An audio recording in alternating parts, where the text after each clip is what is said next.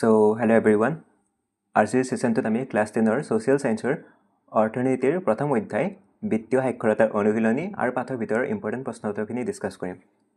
So আৰম্ভ কৰিছো অতি সংক্ষিপ্ত উত্তৰ প্ৰশ্নৰ পৰা। সো ফাৰ্স্ট কোৱেশ্চনটো হৈছে what is A bank? So bank কি হয়? বেংক হৈছে এনে এক বিত্তীয় প্ৰতিষ্ঠান যে জনসাধাৰণৰ পৰা জমা গ্ৰহণ কৰে আৰু ঋণ প্ৰদান কৰে।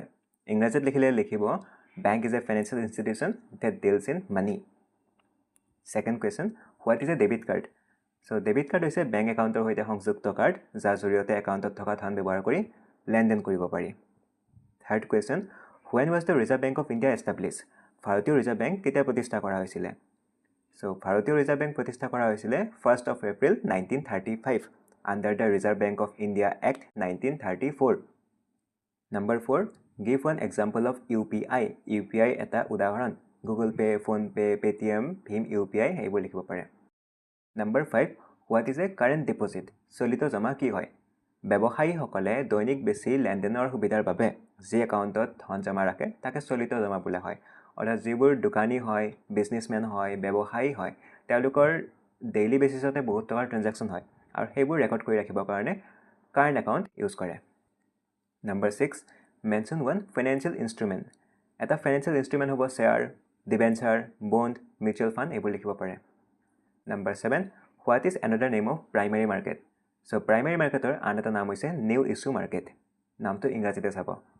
Number 8, when was SEBI established? SEBI অৰ্থাৎ Securities and Exchange Board of India establish হৈছিলে 1988ত আৰু ফুলি ফাংচনিং কেতিয়াৰ পৰা হৈছিলে? প্ৰতিষ্ঠা হৈছিলে 1988 চনত 1988ত এষ্টাব্লিছ হৈছিলে আৰু কাৰ্যকৰী হৈছিলে 1992ৰ পৰা। ওকে, সো কাৰ্যকৰী আহিলে 1992 আৰু প্ৰতিষ্ঠা বুলি ক'লে 1988। Number 9, what is SIP? পদ্ধতিগত বিনিয়োগ আঁচনি কি হয়? সো SIP হৈছে এনে এক বিনিয়োগ পদ্ধতি য'ত নিয়মিত সময়ৰ ব্যৱধানত নিৰ্দিষ্ট পৰিমাণৰ ধন মিউচুৱেল ফাণ্ডত বিনিয়োগ কৰিব পাৰি। সাপোজ আপুনি মান্থলি কিবা এটা মিউচুৱেল ফাণ্ডত জমা কৰিব বিচাৰিছে, সো তাৰ কাৰণে আপুনি SIP ইউজ কৰিলে কি হ'ব? মান্থলি অটোমেটিক সেই তাৰিখটোত আপোনাৰ বেংকৰ পৰা পইচাটো কাটি কেনে মিউচুৱেল ফাণ্ডত জমা হৈ থাকিব automatically. Number 10, mention one precaution to protect yourself from cyber fraud. Cyber প্ৰতাৰণাৰ পৰা ৰক্ষা পাবলৈ এটা সতৰ্কতা উল্লেখ কৰা। সো এনসাৰটো হ'ব OTP পিন বা পাছৱৰ্ড কেতিয়াও আনক জনাব নালাগে। এতিয়া next part, short questions. What are the functions of regional rural banks? আঞ্চলিক গ্ৰাম্য বেংকৰ কাৰ্যসমূহ কি কি? এতিয়া আঞ্চলিক গ্ৰাম্য বেংক কোনবোৰ হয়? যিবিলাক বেংক গ্ৰাম্য অঞ্চলত লোকেটেড হয়।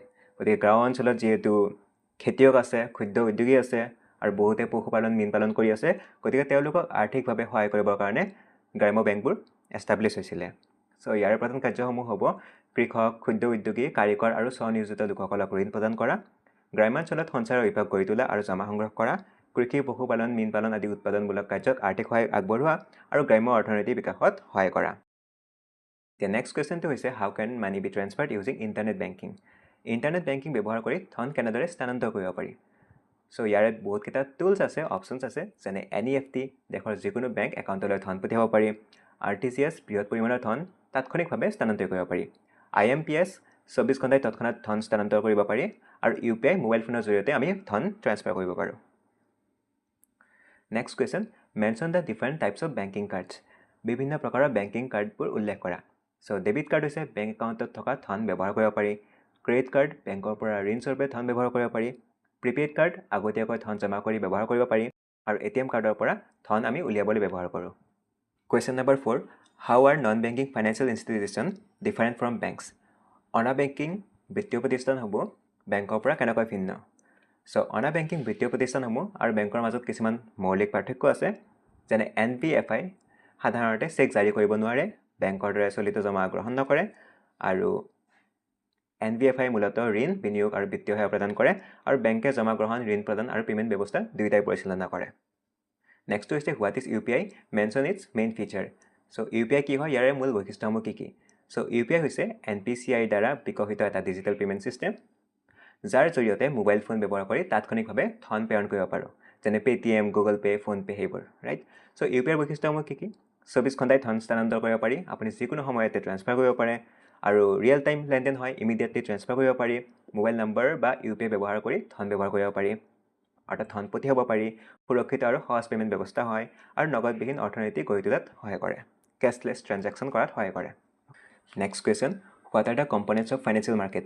ফাইনেন্সিয়েল মাৰ্কেট অৰ্থাৎ বিত্তীয় বজাৰৰ উপাদানসমূহ কি কি সো বিত্তীয় বজাৰ মূলতঃ দুটা ভাগত বিভক্ত এটা হৈছে মানি মাৰ্কেট অৰ্থাৎ মুদ্ৰা বজাৰ আৰু আনটো হৈছে ক্যাপিটাল মাৰ্কেট অৰ্থাৎ মূলধনী বজাৰ সো এই দুটাৰ মাজত যদি মেজৰ ডিফাৰেন্স কো এটা মেজৰ ডিফাৰেন্স এটো হৈছে যে মানি মাৰ্কেট শৰ্ট টাৰ্মত ডিলিং কৰে অৰ্থাৎ এক বছৰৰ ভিতৰতে যদি ট্ৰানজাকশন হৈছে হেতু মানি মাৰ্কেটৰ আন্ডাৰত আহি যাব আৰু যদি আপুনি এক বছৰতকৈ বেছি সময়ৰ কাৰণে ইনভেস্ট কৰিছে তেতিয়া হেতু আন্ডাৰত আহি যাব ক্যাপিটাল মাৰ্কেটৰ আন্ডাৰত ওকে সো এক বছৰৰ আন্ডাৰত আহিলে শৰ্ট টাৰ্ম আহিলে মানি মাৰ্কেট আৰু এক বছৰতকৈ বেছি হলে capital market okay number 7 what are bonds bonds কি হয় গভৰ্নমেন্ট সিকিউৰিটিজ হয় যেতিয়া চৰকাৰক টকাৰ প্ৰয়োজন হয় চৰকাৰে কি কৰে এই বন্ডছবোৰ ইস্যু কৰে আৰু যত আমি কোম্পানীবোৰে বা পাব্লিকে ইনভেস্ট কৰিব পাৰে আৰু তাৰ পৰা চৰকাৰে কি কৰিব পাৰে সেই ধনখিনি কালেক্ট কৰিব পাৰে আৰু কি হ'ব এটা সময়ৰ পিছত হয়তো 5 বছৰৰ পিছত 10 বছৰৰ পিছত চৰকাৰে ইন্টাৰেষ্টৰ হায়াত সেই পইচাখিনি ৰিটাৰ্ণ কৰি দিব সো এই ডেসক্ৰিপচনটো দিয়া আছে ইয়াৰ পৰা পঢ়ি ল'ব নেক্সট হৈছে what precautions should be taken while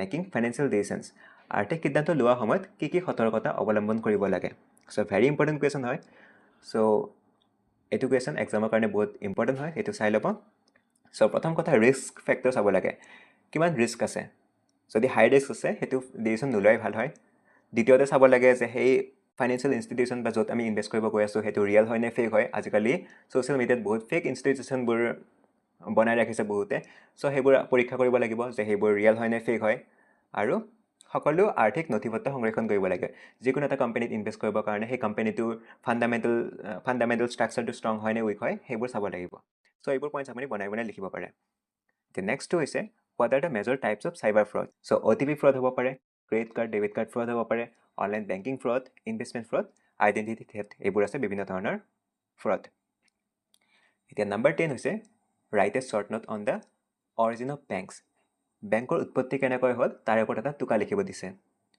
so ইয়াত দিয়া আছে এটো পঢ়ি ল'ব এতিয়া লং কোৱেশ্চনছ কিনি চাইলো explain any four functions of central bank এতিয়া সেন্ট্রাল ব্যাংক ভাৰতৰ কোনটো হয় ভাৰতৰ সেন্ট্ৰাল ব্যাংকটো হৈছে ৰিজাৰ্ভ বেংক অফ ইণ্ডিয়া যেটো এস্টাব্লিশ হৈছিল 1935 ত under the reserve bank of India act 1934 so reserve বেংকে কি কাম কৰে ৰিজাৰ্ভ বেংকে কাৰেন্সি ইস্যু কৰে অকল ৰিজাৰ্ভ বেংকৰে কি আছে টকা ইস্যু কৰাৰ কাৰেন্সি অৰ্থাৎ কাগজৰ নোট ছপা অধিকাৰটো আছে বেংকসমূহৰ বেংক হয় চৰকাৰৰ বেংক হয় এতিয়া বেংকবোৰক যদি পইচা লগা হৈ যায় ষ্টেট বেংক HDFC বেংকক যদি পইচাৰ প্ৰয়োজন হয় কলৈ যাব ৰিজাৰ্ভ বেংকলৈ যাব so banker to the bank হৈ গল next banker to the government সৰকাৰ অৰ্থাৎ গভৰ্নমেন্টে পইচা কৰ পৰা পায় ৰিজাৰ্ভ বেংকৰ পৰা পায় ঠিক আছে দেন ক্ৰেডিট কন্ট্ৰোল লোন কেনেকৈ কন্ট্ৰোল কৰে ইন্টাৰেষ্টবোৰ কম বেছি কৰে ৰাইট আৰু ফৰেন কাৰেন্সি অৰ্থাৎ বৈদেশিক মুদ্ৰা সংৰক্ষণ কৰে এইবোৰ ৰিজাৰ্ভ বেংকৰ ফাংচনছ যেবোৰ আপুনি পঢ়ি ল'ব ইয়াৰ পৰা ওকে এতিয়া নেক্সট কোৱেশ্চনটো হৈছে explain the precautions to be taken while using banking cards banking card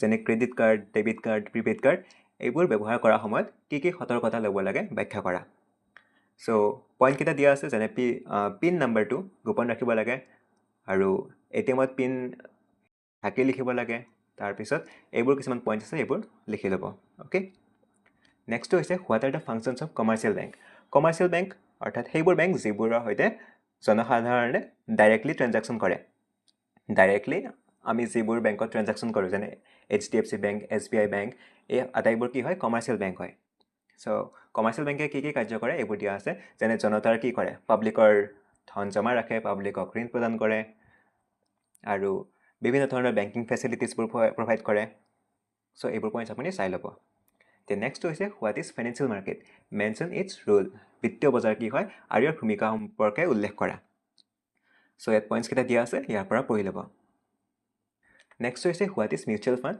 Why do investors prefer mutual funds? Mutual fund কি হয় আৰু বিনিয়োগকাৰীয়ে কিয় মিউচুৱেল ফাণ্ড বেছি পছন্দ কৰে সো মিউচুৱেল ফাণ্ডটো কি হয় এনে এটা বিনিয়োগ ব্যৱস্থা ইনভেষ্টমেণ্ট চিষ্টেম হয় য'ত বিনিয়োগকাৰী ধন একত্ৰিত কৰি পেছাদাৰী ফাণ্ড মেনেজাৰ বিভিন্ন সম্পদত বিনিয়োগ কৰে অৰ্থাৎ চিষ্টেমটো এনেকুৱা হয় যে আপুনি নৰ্মেলি ইনভেষ্ট কৰোঁতে নিজে কোম্পানীৰ ষ্টকটো এনালাইজ কৰিব লাগিব ফাণ্ডামেণ্টেল এনালাইচিছ কৰিব লাগিব টেকনিকেল এনালাইচিছ কৰিব লাগিব কিন্তু মিউচুৱেল ফাণ্ডত কি হয় তাতে এক্সট্ৰা ফাইনেন্স মেনেজাৰ থাকে অৰ্থাৎ এক্সপাৰ্ট থাকে সেই এক্সপাৰ্টে কি কৰিব আপুনি জাষ্ট তেওঁক কিবা এটা ইণ্টাৰেষ্ট দিব লাগিব সেই ইণ্টাৰেষ্টৰ বিনিময়ত আপোনাৰ ধন ভাল ঠাইত ইনভেষ্ট কৰিব ভাল কোম্পানীত ইনভেষ্ট কৰিব আৰু আপোনাৰ গোটেই ফাইনেন্সটো তেওঁলোকে এক্সপাৰ্টে মেনেজ কৰি দিব তেওঁলোকক ফাণ্ড মেনেজাৰ বুলি কোৱা হয় ওকে সো ইয়াত ডেসক্ৰিপচন দিয়া আছে ইয়াৰ পৰা পঢ়ি ল'ব নেক্সট হৈছে what is a PAN card so PAN card কি হয় এইটো দিয়া আছে যে পেন কাৰ্ড হৈছে আয়কৰ বিভাগে জাৰি কৰা 10টা আখৰৰ এটা বিশেষ পৰিচয় নম্বৰ ওকে সো ইয়াৰ ইম্পৰ্টেন্স অৰ্থাৎ গুৰুত্ব কি হয় এখিনি পঢ়ি ল'ব নেক্সট হৈছে what is an Aadhaar card so Aadhaar card হৈছে UIDAI জাৰি কৰা 12 সংখ্যকৰ একক পৰিচয় নম্বৰ এটা পৰীক্ষাত MCQ কোৱেশ্চন কেনেকৈ আহে জানে আধাৰ কাৰ্ডৰ নম্বৰৰ সংখ্যা কিমান হেনেকৈ আহিব পাৰে যে আধাৰ কাৰ্ডত কেইটা সংখ্যা থাকে অপশনস থাকিব অপশন এ 8টা অপশন বি থাকিব 10টা অপশন সি থাকিব 12টা অপশন ডি থাকিব 16টা সো আপুনি টিক কৰিব লাগিব 12টা নে 16টা সো এক্সামত এনেকুৱা ধৰণৰ কোৱেশ্চনস আহে ওকে এতিয়া আধাৰ কাৰ্ডৰ গুৰুত্ব কি হয় ডিবিটি লাভ কৰে তাৰ পিছত ভাৰতীয় নাগৰিকৰ পৰিচয় আৰু ঠিকনাৰ প্ৰমাণ হিচাপে কাম কৰে চৰকাৰী আঁচনি সুবিধা লাভত সহায় কৰে এইবোৰ পইণ্টছ আছে এইবোৰ চাই ল'ব okay what precautions should a person take while using digital payments যে ডিজিটেল পেমেণ্ট কৰাৰ সময়ত আমি কি সাৱধানতা ৰাখিব লাগে সেইখিনিৰ বিষয়ে দিয়া আছে সো এইটো পইণ্ট চাই ল'ব এতিয়া পাঠৰ ভিতৰত কিছুমান ইম্পৰ্টেণ্ট কুৱেশ্যনছ যেনে UPI কি UPI ফুল ফৰ্ম কি হয় UPI বৈশিষ্ট্য কি হয় সেইখিনি চাই ল'ব তাৰপিছত explain the methods of money transfer through internet banking এইটো আমি ডিছকাছ কৰিছোঁ ইণ্টাৰনেট বেংকিঙৰ থ্ৰুদি আমি কেনেকৈ টকা ট্ৰেন্সফাৰ কৰিব পাৰোঁ যেনে নেট বেংকিঙৰ আণ্ডাৰত যেনে RTGS NEFT সেইবোৰ চাব পাৰে UPI আহি গ'ল বেংকিং কাৰ্ডছ কি হয় সেইটো ইম্পৰ্টেণ্ট কুৱেশ্যন হয় আৰু ডিফাৰেন্স বিটুইন বেংক অৰ্থাৎ কমাৰ্চিয়েল বেংক আৰু নন বেংকিং ফাইনেন্সিয়েল ইনষ্টিটিউচনৰ পাৰ্থক্য কি সেইটো চাই ল'ব ওকে সো এইকেইটা আছিলে ছ'চিয়েল সায়েন্সৰ বিত্তীয় সাক্ষৰতা চেপ্টাৰটোৰ ইম্পৰ্টেণ্ট কুৱেশ্যনছ আৰু অনুশীলনীৰ প্ৰশ্নখিনি so that's it for today thank you for ৱাচিং